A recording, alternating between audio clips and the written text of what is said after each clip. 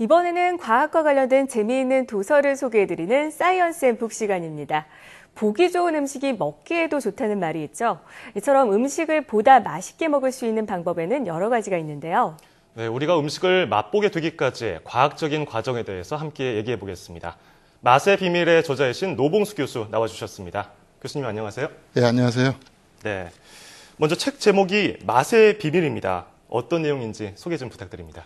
네, 이 책에는 이제 우리가 알고 있는 짠맛이나 신맛, 단맛, 쓴맛 이런 거 외에 이제 맛들의 상호작용과 통증의 맛을 갖고 있는 매운맛, 또 시원한 맛 등에 관한 맛에 대한 이야기가 담겨져 있습니다. 네네. 그런가 하면 우리 몸 안에서 여러 가지 환경 조건에서 따라 느껴지는 생리적인 측면에서도 맛이 있고요. 또 가공 제조하거나 조리하면서 또 변화가 되는 그런 맛도 있고, 또 오랜 습관과 문화에 의해서 형성돼서 여러 가지 다양한 맛에 대한 이야기를 다루고 있습니다. 네, 오늘 다양한 맛에 대해서 배워볼 수 있을 듯한데요. 우리가 맛을 느끼고 평가하게 되는 그 원리가 뭡니까? 네, 일단 그 혓바닥에서 미각 세포를 통해서 우리가 기본적인 맛들을 느끼지만은 이것만으로는 맛이라고 표현하는 데는 한계가 있습니다. 네. 이제 그래서 후각 세포를 통해서 코를 통해서 느껴지는 향과 함께 뇌에서 인지했을 때 이제 비로소 맛과 향이 조화된 맛으로서 뇌에서 어떤 맛이다라고 우리가 이미 알고 있는 학습된 것과 비교를 해서 느끼게 됩니다.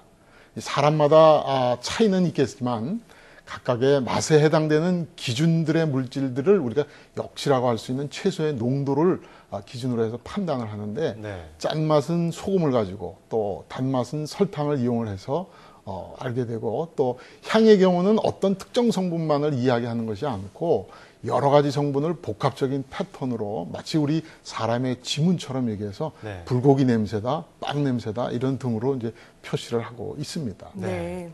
그러면 사람이 맛을 느끼는 데 있어서 미각세포만 이용하는 게 아니다 이렇게 알 수 있겠는데요. 그러면 같은 맛을 봐도 사람마다 다르게 반응을 하잖아요. 네. 이런 경우는 어떻게 설명할 수 있을까요? 예, 사람마다 맛이나 향에 대한 인지 기능이나 네. 맛세포나 후각세포의 기능이 차이가 납니다. 어떤 사람들은 마치 색을 제대로 판단 못하는 생맹처럼 네. 맛을 평가하지 못하는 미맹인 사람들도 있습니다. 네. 맛이나 향에 대한 피로도가 또 쌓여 있거나 하면 무디게 느낄 수 있고, 또 오랜 습관을 통해서 맛과 향에 친숙한 사람이면 상당히 예민하게 반응할 수가 있는 것이죠. 나이가 들면서 이런 기능이 떨어지는 할머니 분들은 음식을 만들 때 짜게 만드는 것도 이런 이유 중에 하나라고 볼 수가 있습니다. 네, 이 책을 보면요, 태아가 산모의 입맛을 따라간다. 이 뱃속에 있으면서 그것을 따라서 느끼게 되는 것 같은데, 그런데 또 성장을 하다 보면 입맛이 바뀌게 되는데, 예. 그 가장 큰 영향 요인은 뭐라고 할 수 있을까요? 예, 엄마가 먹었던 음식에 대해서 이제 우리가 맛과 향이 엄마 몸속에서 퍼져가지고 태아에까지 이제 전달이 되기 때문에 우리 몸 안에서는 엄마 뱃속에서 있을 때부터 그러한 음식들이 상당히 안전한 음식이다라고 해서 쭉 먹어왔는데, 네네. 이제 태어나서 바깥에 나오게 되면은 그때부터는 이제 좀 달라지는 경향이 나죠. 그래서 좀 자극적인 그런 것들 맛에 자꾸 이렇게 노출하다 보면 자극적인 맛을 자꾸 선택을 하려고 하고, 그러한 맛 성분의 농도가 높은 쪽으로 자꾸 선택하다 보면 입맛이 이제 다소 다르게 변하게 될 수가 있습니다. 그래서 기름진 맛이라든가 고기 맛이라든가 좀 짜거나 단맛을 좋아하게 되는 경우가 그런 경우라고 할 수가 있겠습니다. 네. 또 음식을 만들 때 재료의 상태, 도구도 중요하잖아요. 예. 그럴 때 맛을 좌우하는 요인에는 어떤 것들이 있나요?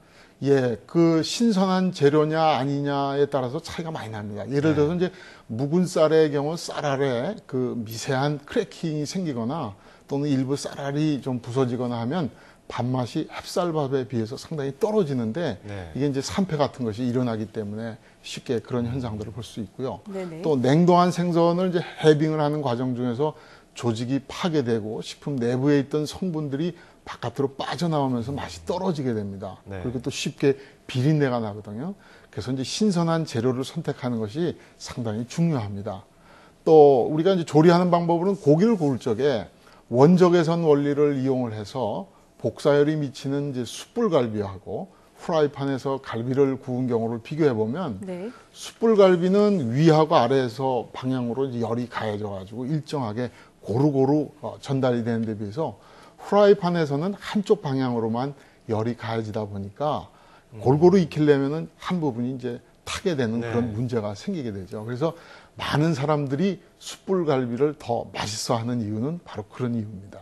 네, 우리 몸에도 좋고 그리고 맛도 좋은 음식을 만들기 위해서 어떤 점을 유의를 해야 될까요? 사실 몸에 좋고 맛도 좋은 그런 음식을 만들기는 어렵습니다. 맛이 좋은 것들은 대체적으로 준비 과정 중에서 100도씨보다 훨씬 높은 고열에서 가열 조리하는 경우인데 네. 우리 패스트푸드처럼 맛은 좋지만 좀 타거나 해서 해로운 물질들이 좀 생성될 수가 있거든요.